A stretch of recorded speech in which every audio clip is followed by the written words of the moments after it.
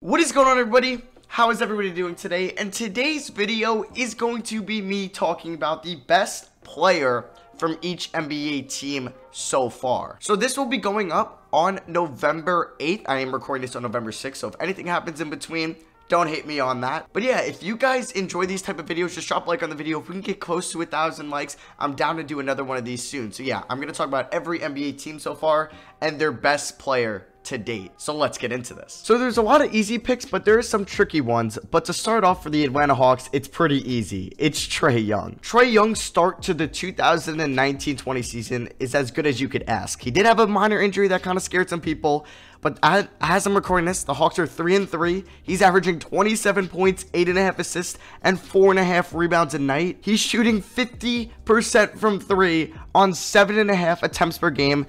He's running the pick and roll like a maestro, especially when they run at the top of the key, mainly towards half court. They run some high pick and rolls there in Atlanta. He's been killing it so far, and he's the obvious pick for the Atlanta Hawks. Now, for the Celtics, you could go with Jason Tatum, but I am going to go with Kemba Walker. Kemba Walker actually had a kind of slow start to the season in his first 2 games. He went 4 for 18 from the field in a loss against Philly, and then he went 8 for 22 on the field against Toronto, but he's been averaging above 30 points since then. He's had 32, 32, 33, 25. He's been playing like Charlotte Kemba since those first 2 games. I don't think he's Kyrie Irving, but he doesn't need to be. He's been fine, and he's been a great replacement for Kyrie in Boston, averaging over 25 points a night. He's shooting over 40% from 3 and 90% from the line. Yes, his field goal percentage is a little bit low at 40%, but that is definitely going to go up. He is taking 19 shots a game. You would expect that to go down at some point. For the Brooklyn Nets, obviously this is going to be an easy one. It's Kyrie Irving. Kyrie's been so lethal in the pick and roll, off the dribble, just when he's been running ISOs in Brooklyn. He's had a game winner so far against the Knicks. Almost had an insane game winner against the Timberwolves on their first game of the season.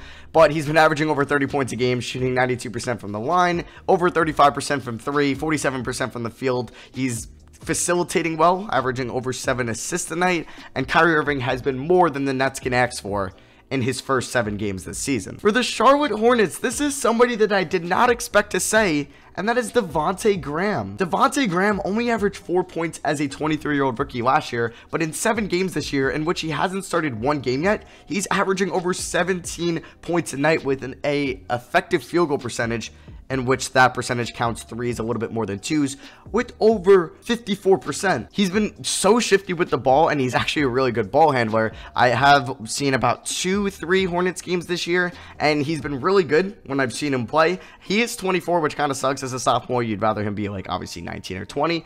But honestly, he might be the best point guard on the roster at the moment over Terry Rozier. For the Chicago Bulls, it is not Zach LaVine, it is not Lauri Markkanen, it is Wendell Carter Jr. With Zach LaVine's defense and Markkanen's inefficient shooting so far, Carter was the obvious pick. Averaging almost a double-double every night in 28 minutes. He's been efficient from the field. His defense has been pretty solid in the pick and roll and as a rim protector. He's a little bit of a shorter rim protector at 6'9", playing the center position, but he's been fine so far, and the Bulls haven't been good this year. I don't know if that's more on LaVine, Markkanen, or Jim Boylan himself, but Carter Jr. has been a bright spot so far this season for the Bulls, and he has been the best player for them so far. Another person I did not expect to say for this video, and that is Tristan Thompson of the Cleveland Cavaliers. Tristan Thompson has been a double-double machine so far this year, averaging 17 points and 11 rebounds a night. He's had a double-double in 6 of his first 7 games this year. He's got a really good defensive box plus minus. He actually has a really good offensive box plus minus as well. He's a positive player this year for the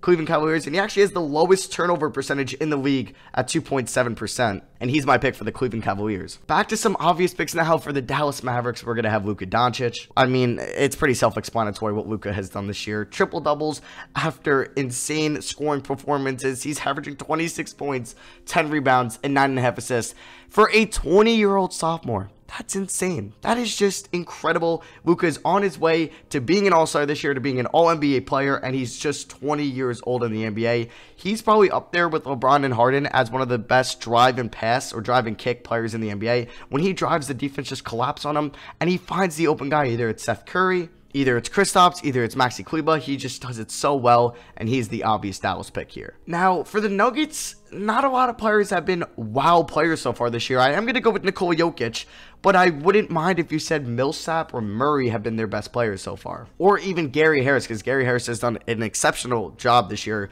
guarding teams' best defenders on the perimeter. But yeah, Jokic is averaging 15 points, 6 assists a night, 9.7 rebounds a night. He's still been a really prolific passer. Like, when he gets the ball in the high post, he's just a maestro with what he does. It's insane, but his efficiency has been down this year. He's only shooting 28% from 3 and 46% from the field. He's only taking 12 shots a night. You would like to see him take maybe 15 or more. Yes, it's only a small sample size. I just hope he gets better. But yeah, I'd expect a little bit more from Jokic this year. Going into his age 24 season, he's still incredibly young, but I wouldn't mind if you pick Millsap here. This was a hard one, but I ended up going with Jokic. For the Detroit Pistons, I'm going to shout out Derrick Rose, but I'm not going to choose him. I'm going to go with Andre Drummond. Andre Drummond is nearly averaging 20 points and 20 rebounds a night. Yes, this is with Blake Griffin out, so you'd expect his volume to go down when Blake comes back. He'll cut into the rebounds, the scoring, and obviously Drummond's been bringing up the ball a little bit, but he's the best rebounder in the league. There's no debate with that. Him on the boards is incredible. I really don't like him as a ball handler. He's taken, for some reason, 6 threes this year. He should just stop that completely, but he's leading the league in offensive rebounds, defensive rebounds, and you'd guess offensive, defensive, and total rebound percentages. Yes, he's played the most minutes, but he's been by far the best Pistons player this year. For the Warriors, it's tough because Steph Curry is going to be out for at least 3 months with having hand surgery on his left hand.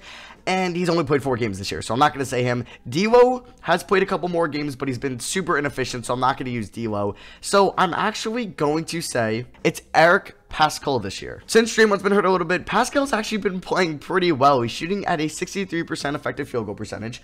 He's been hitting most of his shots. He's only taking 10.5 a game, but against the Blazers the other night, we all saw what he did. He chopped 34 points on 58% shooting. He's actually pretty good off the dribble. Inside, he's a physical dude. Obviously, those guys that come out of Villanova, those gritty role players. You look at Jalen Brunson, you look at Mikal Bridges, an outlier being Kyle Lowry as a all-star player. But yeah, with injuries to Draymond, Russell, and Curry, I didn't want to put any of those guys, so I'm going to go with Eric Pascal here, and he's been solid so far for the Warriors this year. So the Houston Rockets, I'm not going to go James Harden. He's been too efficient this year. So I'm going to go with Russell Westbrook. You could also go PJ Tucker here, but I'm going to choose Westbrook because he has more volume and he's way more important to the Rockets at this moment than Tucker.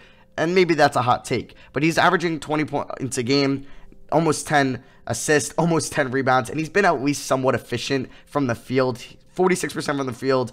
He's taking 5 threes a night and he's hitting 25% of them. So yeah, Westbrook should really cut that out of his game, at least for the moment. He's not doing much off ball, but at least he's been somewhat efficient when he's taking his twos, getting to the rack, facilitating for his teammates. He's rebounding well. He's playing solid on the perimeter, as we expect. I'm not going to say his defense has been great so far this year, but it's been positive at least, and the Rockets have been one of the worst defensive teams in the league this year. Actually, they are the worst defensive team at the moment. So yeah, I'm going to go with Westbrook here. I would go with Harden, but his efficiency is just too low. Moving on to the Indiana Pacers, I'm going to go with their biggest free agency signing from the offseason, technically a free agent signing, and that is Malcolm Brogdon. Malcolm Brogdon came over with the sign and trade. Obviously, he was going to flourish a little bit more with Oladipo out of the lineup, and at least his numbers going up, averaging 23 points a game. He's been arguably the best passer in the league, up there with LeBron this year. Averaging 9.5 assists. He's been efficient, as you'd expect from the field, 49%. His three-point percentage is a little bit lower, but he's taking an all-time high 5.5 attempts a game. You'd expect him to be a good defender on the perimeter, like always. I'm not going to say he's been great this year, but he has been solid. But yeah, his facilitating has been incredible this year,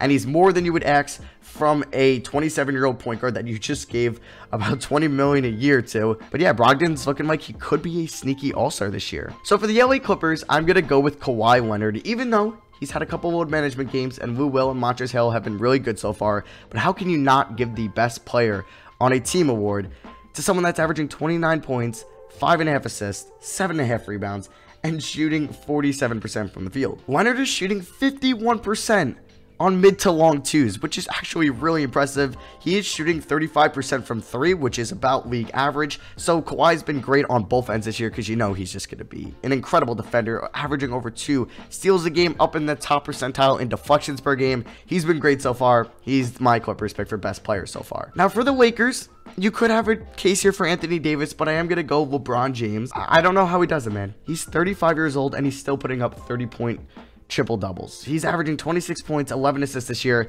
He's arguably hit his peak as a passer, and he's getting better, honestly, as a passer. His defense has been really good this year, because that was a knock on LeBron last year. Like, he's given up on defense. He's not trying, but he's actually been an elite defender this year, an elite passer. He's been efficient from the field, and he's LeBron freaking James. He's actually maybe an obvious pick here for the Lakers' best player so far. For the Memphis Grizzlies, I'm going to go with their top pick in the draft, Ja Morant. Morant averaging near 20 points a game, 5.5 assists, a steal and a half a game. He's been pretty efficient from the field. Now, he's not taking that many threes. He's only taken 12, but he's hit 6 of them, which is very nice to see for your number 2 overall pick. He's been a solid defender. He's been facilitating the ball well. Yes, his counterpartner, Jaren Jackson Jr. hasn't had the best year so far on the offensive end, but he's looking for his teammates. He's been great so far. He's more than you can ask for a 20-year-old rookie, and yeah, he's my Grizzlies pick for best player so far. Now, for the Miami Heat, you could say a bunch of guys. You can go Tyler Herro, you can go Kendrick Nunn, you can go Justice Winslow, Jimmy Butler, but I'm going to go with neither of those guys. I'm going to go with Bam Adebayo. Now, this may be a hot take because you might want to go Kendrick Nunn here, but this is just my opinion,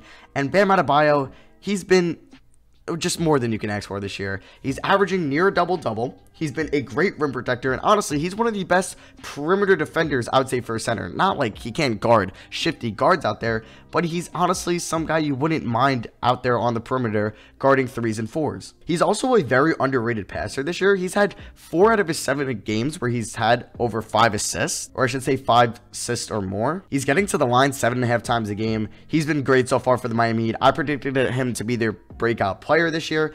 Maybe he won't over Winslow or obviously Kendrick Nunn, but I think he's been great so far for the Miami Heat. Back to some obvious picks on the Milwaukee Bucks side. It's the Greek freak. Giannis Antetokounmpo has just been insane this year. He's averaging 27 points a night, 7.5 assists. Yeah, this is just Giannis is getting better every year as a passer.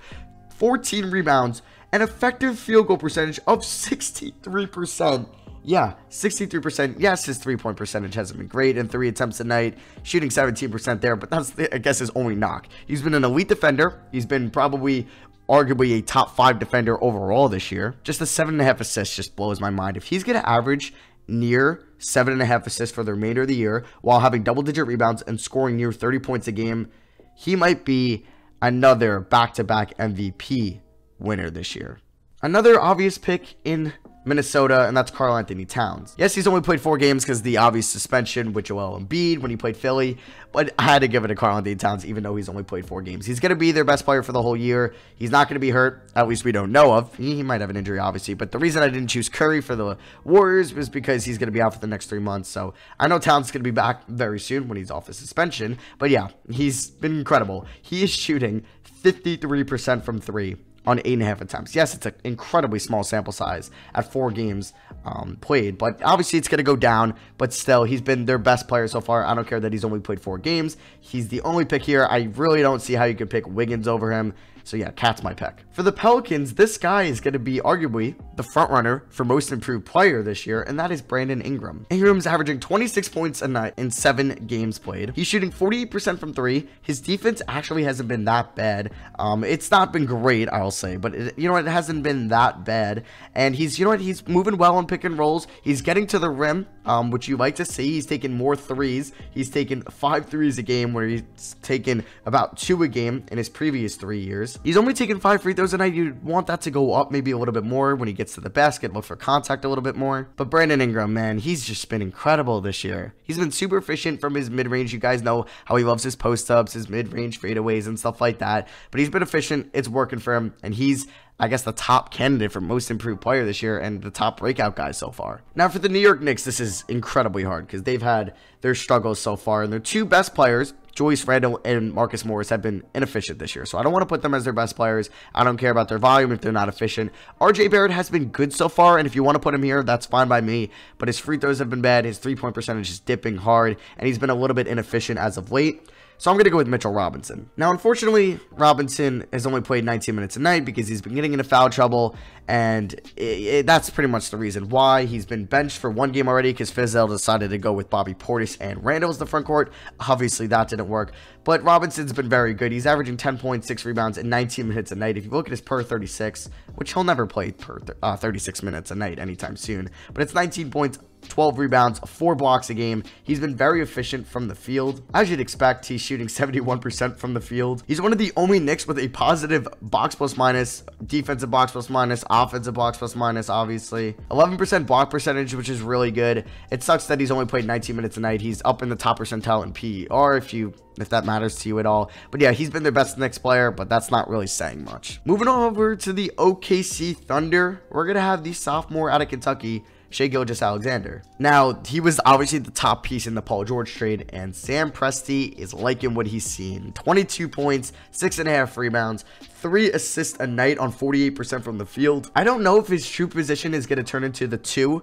or he's going to go back to the 1 maybe when they figure out the whole Chris Paul thing, either at the end of the year, deadline, or maybe that won't come anytime soon. But yeah, Alexander's been great. He's been really good on the perimeter defensive-wise. He's really good at switching on the pick and roll. He can guard bigger guys because he is 6'5", but he's lengthy, so he's good in that department. He's shooting 41% from 3, which is obviously really good. And he's taking 5 threes a night. He's taking 16 shots a night, which you would love to see. He's getting to the line 6 times a night. Now, obviously, sophomores rarely win most improved player, but he's looked like he's improved immensely. Now, the Orlando Magic have been by far the worst offensive team in the league so far. So we're going to have to look at what these players are doing defensively because we can't even look at offensive wise. So I'm going to choose Jonathan Isaac. Now, Isaac hasn't been great on the offensive end. He's shooting 36% from 3 on 4 attempts a night, which is something good to see.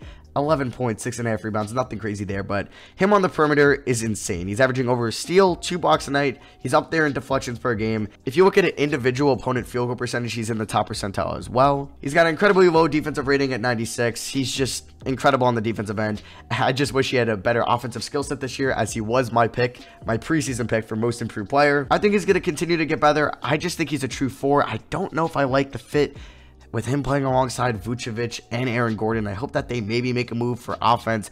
I've said it before, D'Lo, Fair, and Gordon, something in that realm would be better, I think, for both sides. But yeah, with Isaac's defense, he's been one of the best defenders in the league this year, at least at the power forward position, and that's my reason for him being the Orlando Magic's best player so far. And if you want to go best offensive player, you got to say Markelle Fultz. Now, for the Philadelphia 76ers, you could go Joel Embiid, but he's only played 3 games. And for, like, obviously you could say, oh, but for Cat, he only played 4. But it is the drop-off after Cat. But another front court player for the Sixers has been very good so far this year, and that is Al Horford. Al Horford has been shooting the ball very solid from 3 and 5 attempts a night. He's shooting at 36%. He's been efficient just overall as a shooter. 18 points a night, 7.5 rebounds, 4 assists, and his passing is still one of the best for a big man in the league. Over a block a game, over a steal a game. He's just been honestly a really good defender, but we'd expect that. And I think he's been the Sixers' best player so far in the 3 games that Embiid hasn't played, but obviously in those 3 games, Embiid has been their best player. But I think if you don't count Embiid, I think it goes to Al Horford. Now, for the Phoenix Suns, it's not Aaron Baines, but I want to shout out Aaron Baines for what he's done so far this year. He would be like the pick if they didn't have a shooting guard that has been shooting the ball at crazy efficiency, and that's Devin Booker. Like, let me read some of these efficiency stats for him this year. He's shooting 90% from the line, 55% from 2s, 50% from 3s on 5.5 attempts a night, 53% from the field. He's got a 61% effective field goal percentage, which is really good for a shooting guard. He's got a true shooting percentage of 65. He's just been incredibly efficient this year in very high volume. 61% effective field goal percentage for 18 shots a game is incredibly impressive. 26 points a night, 5 assists, 3.5 rebounds. He's been one of the best offensive players in the league this year, and I think he's been the Suns' best player. But I want to give another shout out to Aaron Baines. Moving over to Portland, they've had a couple injuries so far, which sucks. Zach Collins is going to be out for a couple months. My pick here is going to be Damian Lillard. Haven't heard a lot about Lillard's season so far, even though it's been incredible. 30-plus points a game, 7.5 assists, 5 rebounds. He's shooting 49% from the field, 40% from 3. He's getting his pick and rolls. He's getting to the rim, taking almost 7 free throws a night. He's doing Damian Lillard things, and if he keeps up this pace and the Blazers could maybe be a top 3 seed, not going to say that's going to happen, but if that is the case, he's going to be an MVP guy this year. Okay, we're going to move on to Sacramento here. Don't get mad at me for this pick, but I'm going to go with Richaun Holmes. Now, Fox and Hield have been solid so far this year, but they've been incredibly inefficient. But Holmes, on the other hand, he's been good in what he's been placed at. 11 points a game, 6.5 rebounds. He's been a solid defender for them at the center position. I think he's been better than Dwayne Dedmon, even though we didn't really expect that going into the year. The Kings haven't been good this year, but Richaun Holmes has been somewhat of a bright spot for them this year. He's only 26-2, which is really nice. Started 3 games, 23 or so minutes a night. Obviously, his production will go down a little bit when Bagley comes back, but if you want to give it to Fox or Hield, sure, but you know what? I'm going to give props here to Richaun Holmes. Now, for the San Antonio Spurs, if you want to give this award to DeMar DeRozan, so be it. I'm cool with that, but I'm going to give it to DeJounte Murray. Murray averaging 8 rebounds a night for a point guard coming off that new contract extension and that ACL surgery. Almost 2 steals, 4.5 assists. He's been efficient from the field. He's not the greatest 3-point shooter in the world, but he's only taking 1.5 a game, so he knows that. He's been shifty with the ball, but the main reason why I picked him here has been his defense. Oh my god, his defensive box plus minus 5.5. He's up there in defensive deflections per game, up there in steals per game, and he's just been amazing on the defensive side of things. We remember him being a good defender before the ACL injury. A lot of skepticism what was going to happen when he came back, and he's been incredibly good on the defensive end. Moving on to Toronto, we're going to pick Pascal Siakam here. Siakam might win Most Improved Player 2 years in a row. He's averaging 26 points a night, shooting 96% from the line. Yeah, 96, you heard me, on 4.5 attempts a game. He's shooting 42% from 3. This dude, people used to call him a poor man's Giannis. He's getting up into Giannis territory. He's an elite defender. He's arguably one of the best players in the league after not even being probably a top 150 guy 2 years ago. He was a late rookie coming in the league at 22, but he's been developing every year. He's been, I think, the best player on the Raptors this year. If you want to go Lowry, sure. If you want to even give it a Van Vliet, but I don't think you will. I think Siakam's been one of the best two-way players in the league this year, and I think he deserves the Raptors Best Player Award as of November 6th. Now on to Utah. I know I would pick for disappointing player, and that would be Mike Conley, but Donovan Mitchell is going to be my pick for best player of the Jazz so far. He's been good on the defensive end. We know about that. He's averaging 25 points a game on 52% from the field and 44% from 3. Yes, Mitchell's 3-point percentage has been very good this year. Only 4 attempts. If he stays with that though and hits can maybe hit 2 a night, 1 to 2 a night, hey, he'll definitely take that. I'll definitely love to see that. He's getting to the line, averaging 6 free throws a night. He's a very solid rebounder. He's a very good defender. And the Jazz, and like, yeah, he's been a big part of the Jazz elite defense this year. I think he's been their best player so far. If you want to give it to Bojan or Gobert, maybe, I don't know though, but I think the clear-cut pick here is Mitchell. Now for the Wizards here, I'm going to give a shout out to Thomas Bryant because I think he's been great so far. The Wizards don't have many bright spots, but they've actually been a fun team to watch this year with Davis Bertans, Rui Hachimura, Isaiah Thomas is coming back, but I'm going to pick Bradley Beal here. Now, Bradley Beal has been inefficient, but his defense, I feel, has improved a little bit this year. He looks better on that side of the ball. I'm not going to say he's a great defender, but I just think he's been a little bit of improvement. Now, he doesn't really have a lot to work with there, but he's been pretty inefficient from the field this year. He's averaging 26 points, 6.5 assists, which is a career high. He's taking 9 threes a night. He's hitting 3 of them, so you know what? I guess when you take 9 a night, it's hard to hit 5 or 6 of them. He's taking 21 shots a night, but you know what? That's what we'd expect from him in Washington this year.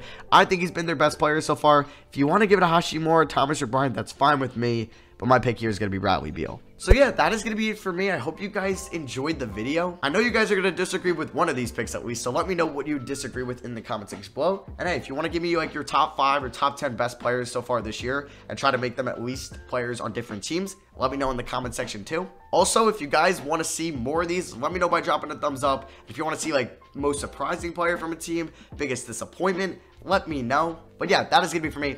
Thank you all for watching. I love you guys, and I'll see you guys next video. Peace.